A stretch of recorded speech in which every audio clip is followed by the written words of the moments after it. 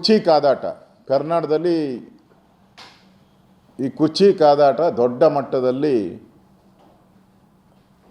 ಚರ್ಚೆ ನಡೀತಾ ಇದೆ. ಆಡಳಿತ ಬಿಟ್ಟು ಪೂರ್ತಿ ಎಲ್ಲ ಕುರ್ಚಿ ಕಾದಾಟದಲ್ಲಿ ಕಾಂಗ್ರೆಸ್ಸಿನ ಕುರ್ಚಿಯ ಬೇಗುದಿಯಲ್ಲಿ ಮುಳುಗೋಗ್ಬಿಟ್ಟಿದ್ದಾರೆ ಕಾಂಗ್ರೆಸ್ ಅವರು. Power politics. D K Shivakumar ಅವರು ಚುನಾವಣೆ ಬಂದಾಗ MLA ಚುನಾವಣೆಗೆ ಮುಂಚೆ ಮಂಡ್ಯದಲ್ಲಿ ಹೋಗಿ ಹೇಳ್ತಾಯಿದ್ರು, ನನಗೆ ಪೆನ್ ಕೊಡಿ, ಕೈಗೆ ಪೆನ್ ಕೊಡಿ ಅಂತೇಳಿ ಮಂಡ್ಯ ಜನತೆಗೆ ಹೇಳ್ತಾಯಿದ್ರು.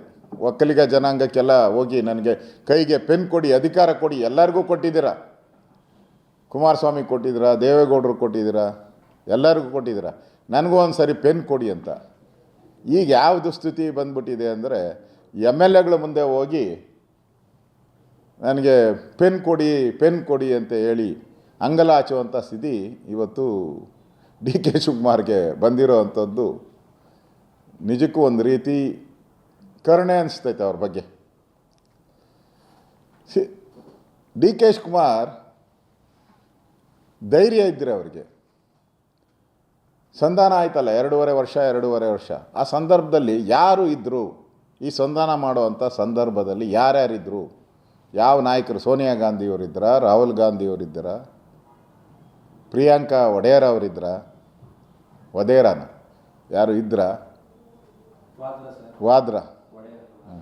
ನನಗೆ ಒಡೆಯೇ ಬರ್ತೈತೆ, ತಿಥಿ ಒಡೆ ಥರ ಅವರು. ಆ ಪಾರ್ಟಿ ತಿಥಿ ಒಡೆ ಥರ ಆಗೋಟೈತಿ. ಈಗ ಇದ್ರ ಹೇಳ್ಬೇಕು. ಒಂದು ರೀತಿ ಏನಾಗ್ತಾ ಇದೆ ಅಂತ ಹೇಳಿದ್ರೆ ಈ ಕತ್ಲಲ್ಲಿ ಕರಡಿ ನುಡುಕ್ದಂಗೆ ಆಯ್ತು. ಈಗ ಈ ಕಾಂಗ್ರೆಸ್ ಅವ್ರದ್ದು ಈ ನಾಟಕವನ್ನೆಲ್ಲ ನೋಡ್ತಾ ಇದ್ದರೆ, ಪ್ರಲಾಪನೆಯನ್ನು, ಪವರ್ ಶೇರಿಂಗು, ಬೇಗುದಿ ಇವೆಲ್ಲ ನೋಡ್ತಾ ಇದ್ದರೆ ಕತ್ಲಲ್ಲಿ ಕರಡಿ ನುಡುಕ್ದಂಗೆ ಆಯ್ತು ಇವ್ರ ಕತೆ. ಅದ್ರ ಬದಲಾಗಿ ಇವರು ಸ್ಪಷ್ಟವಾಗಿ ಹೇಳ್ಬೇಕಾಯ್ತು, ಇಂಥವ್ರ ಮುಂದೆ ಮಾತುಕತೆ ಆಯಿತು, ಇನ್ನು ಶೇರಿಂಗ್ ಆಯಿತು ಹೇಳ್ಬೇಕಾಯಿತು. ಅದು ಬಿಟ್ಬಿಟ್ಟು ಕತ್ಲಲ್ಲಿ ಕರಡಿ ಹುಡ್ಕೊಂಡು ಹೋದರೆ ಡಿ ಕೆ ಶಿವಕುಮಾರು ಅವ್ರ ಏರಿಯಾದಲ್ಲಿ ಭಾಳ ಕರಡಿಗಳೇ ಇರೋದು. ಕನಕಪುರದಲ್ಲಿ ಕರಡಿ ಸಿಗ್ತೈತಾ? ಕರಡಿ ಸಿಗಲ್ಲ, ಪವರ್ ಸಿಗಲ್ಲ ನಿಮಗೆ. ಅದರಿಂದ ಸ್ಪಷ್ಟವಾಗಿ ಒಂದು ಮಾತುಕತೆ ಆಗಿದ್ದರೆ, ಪವರ್ ಶೇರಿಂಗ್ ಆಗಿದ್ದರೆ ಧೈರ್ಯವಾಗಿ ಹೇಳಬೇಕು. ಇಲ್ಲ ಅಂತ ಹೇಳಿದ್ರೆ ಈ ಬೇಗುದಿಯಲ್ಲಿ ಇಡೀ ಸರ್ಕಾರ, ಒಬ್ಬೊಬ್ಬ ಮಂತ್ರಿ ಒಂದೊಂದು ಆ ಶ್ಲೋಕಗಳನ್ನು ಏನು ಶ್ಲೋಕಗಳು ಹೇಳ್ತಾರೆ. ಡಿ ಕೆ ಶಿವಕುಮಾರ್ ಅವರು ಕರ್ಮೇಣ ವಾದಿಕಾರಸ್ತೆ ಮಾಫಲೇಶು ತದಾಚನಃ ಅಂತ ಹೇಳ್ತಾರೆ. ಇನ್ನೊಂದು ಕಡೆ ರಾಜಣ್ಣ ಅವರು ಮಂತ್ರಿ, ಏನು ಇವ್ರ ಅಪ್ಪನ ಮನೆ ಆಸ್ತಿ ಕೇಳಕ್ಕೆ ಹೋಗಿದ್ರ ಡಿ ಕೆ ಮನೆ ಅಂತ ಕೇಳ್ತಾರೆ. ನಾಚಿಕೆ ಆಗಬೇಕಲ್ಲ ಕಾಂಗ್ರೆಸ್ ಅಧ್ಯಕ್ಷರಿಗೆ.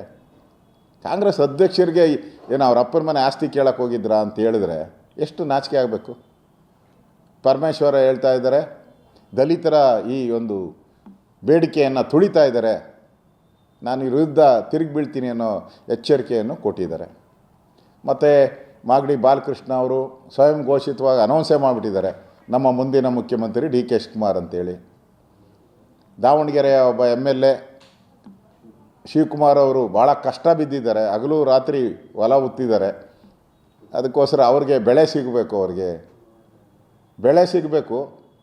ಬೆಳೆ ಹಾನಿ ಆದರೆ ಪರಿಹಾರ ಆದರೂ ಸಿಗಬೇಕು ಅವ್ರಿಗೆ.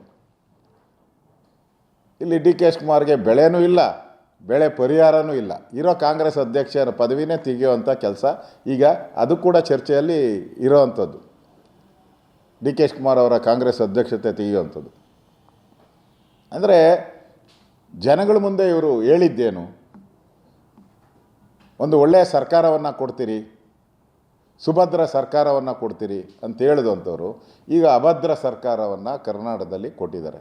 ಪ್ರತಿದಿನ ಕಾಂಗ್ರೆಸ್ಸಿನ ಪವರ್ ಬೇಗುದಿ, ಪವರ್ ಶೇರಿಂಗು, ಕುರ್ಚಿ ಕಾದಾಟ, ಇದೇ ಹೆಡ್ಲೈನ್ಸನ್ನು ನಾವು ನೋಡ್ತಾ ಇದ್ದೀರಿ. ಇದರಿಂದ ರಾಜ್ಯದ ಜನತೆಗೆ ಒಳಿತಾಗಲ್ಲ. ಈಗಾಗಲೇ ಬೆಲೆ ಏರಿಕೆ, ಎಲ್ಲ ಬೆಲೆ ಏರಿಕೆಯನ್ನು ಮಾಡಿಬಿಟ್ಟಿದ್ದೀರ. ಪೆಟ್ರೋಲು, ಡೀಸಲ್ಲು, ಹಾಲು, ಆಲ್ಕೋಹಾಲು, ಸ್ಟ್ಯಾಂಪ್ ಡ್ಯೂಟಿ, ಬಸ್ ದರ ಏರಿಕೆ, ಇನ್ನು ಬಡ್ಜೆಟಲ್ಲಿ ಏನೇನು ಕಾದಿದೆಯೋ ಗೊತ್ತಿಲ್ಲ, ಇನ್ನೇನು ದರ ಏರಿಕೆಗಳು ಬಡ್ಜೆಟಲ್ಲಿ ಕಾದಿದೆಯೋ ಗೊತ್ತಿಲ್ಲ. ಇಂಥ ಪಾಪಿ ಸರ್ಕಾರ ಯಾಕಾದರೂ ಬಂತು ಅಂತ ಜನ ಶಾಪವನ್ನು ಹಾಕ್ತಾ ಇದ್ದಾರೆ. ಇನ್ನಾದರೂ ಕಾಂಗ್ರೆಸ್ ಎಚ್ಚರಗೊಂಡಿಲ್ಲ ಅಂದರೆ ಕಾಂಗ್ರೆಸ್ಸನ್ನು ಈ ರಾಜ್ಯದಿಂದ ಹೇಗೆ ದೇಶದಲ್ಲಿ ಒದ್ದೋಡಿಸಿದಾರೋ ಹಾಗೆ ಕಾಂಗ್ರೆಸ್ಸನ್ನು ಕೂಡ ಕರ್ನಾಟಕದಲ್ಲಿ ಒದ್ದೋಡಿಸುವಂಥ ಕಾಲ ಭಾಳ ದೂರ ಇಲ್ಲ ಅನ್ನೋ ಮಾತನ್ನು ಈ ಸಂದರ್ಭದಲ್ಲಿ ಹೇಳ್ತಾ ಇದ್ದೀನಿ.